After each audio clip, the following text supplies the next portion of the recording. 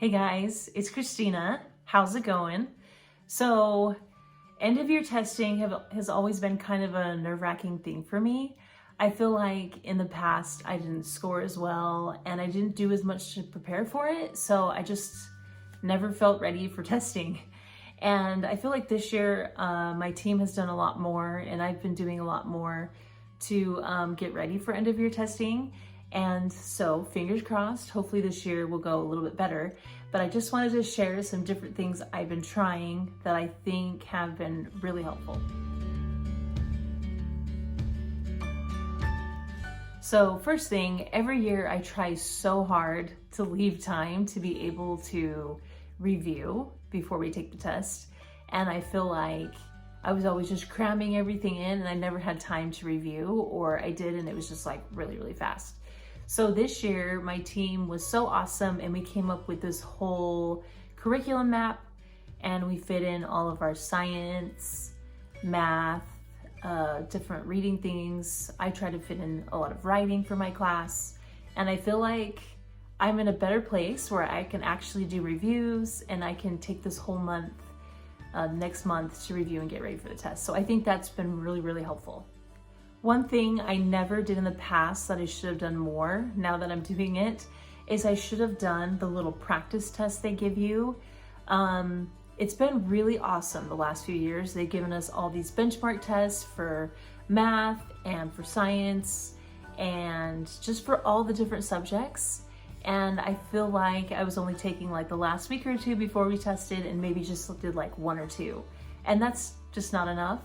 And now I've been having them actually take those. We do like 2 a week, we've decided as a team. And I'll even write down their scores and how they're doing. And so I can track, like, are they improving? Are they starting to get some stuff down? Or is this a kid where I need to maybe work with them a little bit more? Or do I need to put more into my lessons to prepare them? I don't know. I've been using those practice tests a lot more to drive my instruction. And I think it's gonna be a lot more helpful this year. Also, one area that I just never did as well on in other years because I didn't know really how to, I didn't know what resources were available to really help them, was with the listening part of the test. I always felt like I was like, oh yeah, there's a listening, and I just never get them ready for it. And this year I've had so many great ideas for my district on some things to do. So one thing that I really want to do more often is actually play like a podcast that's kid-friendly, of course, and something they're really interested in. So there was one we played and it was about dogs, and do dogs dream, and do dogs know their dogs, like different things. Like, I think that's what it was called. It's from the podcast called Brains On. But I actually had my class listen to it and they filled out some questions to go along with it as they listened. And it was just so great. And it got me thinking about maybe I should play podcasts more often for them, and maybe I should have them fill out some questions to go with it. And one thing I want to do next year is I want to do that with my read alouds more often, where I have them fill something out to go along with the read aloud, just to make it more engaging, and also to prepare them for any kind of listening, parts they might need to do on a test. Also, another thing I've been doing is I had them finish up their last essay about 2 weeks ago, and I've been just starting to review and go over different skills they'll need to write a really great essay. So I've been doing things like having them practice putting together a little graphic organizer from a blank piece of paper, or I've been having them like look at a prompt and decide, is this going to be informational or persuasive? And then I've also had them go through their essays and make sure they're using transition words or just learn how to use them. We've talked about using or writing with 5 paragraphs, and we've been doing all these different skills just to get them ready. And I think the kids have actually liked these little lessons, and hopefully it'll really help them get ready for end of year testing as well. Another thing we do as a grade level, and I think as a school too, is we actually have this list of different things they need to have by the end of the year, which I'm sure a lot of us do. And they have to try and pass these things off by the end of the year. And last year I did it in May, and I remember I was like cramming it in. Actually, not last year. It was the year before quarantine, because we had online learning, and it was so tough to do that. So it was just a different year altogether. But 2 years ago, we actually had them pass all these things off they had to do, and it was so last minute. And I decided I wasn't gonna do that anymore. So I've basically taken this whole year and I've tried to make sure, okay, are they passing this off? And I track it.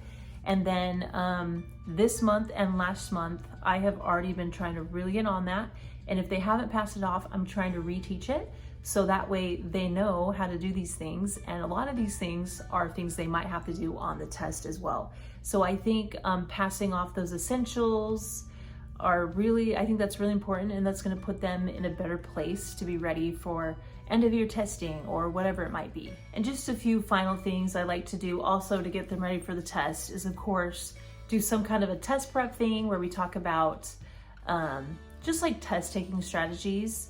And then I also like to do things like I'll send a note home to tell the parents, like, this is when we're taking this test, so please try to have them there. And it's really important for them to get sleep that night and to be able to make sure they're eating breakfast or they're getting food before they come to school if possible. Just little things like that, little tips just to help them be ready for the test. I think that's helped a lot too.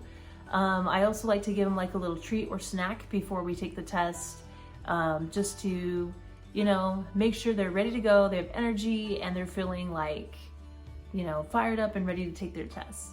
All right, so that is just a few little ideas of some things that have really, really helped me to feel prepared for the end of year tests. And of course, it's not all about testing, but I know for me, I could do better with it, and I just hadn't done the best in the past. And so anyway, I just feel a lot better about it than I ever have. So I just wanted to share these tips just in case it helps somebody else as well. So, all right, if you like this video, please give it a thumbs up. Please subscribe, and thank you so much for watching.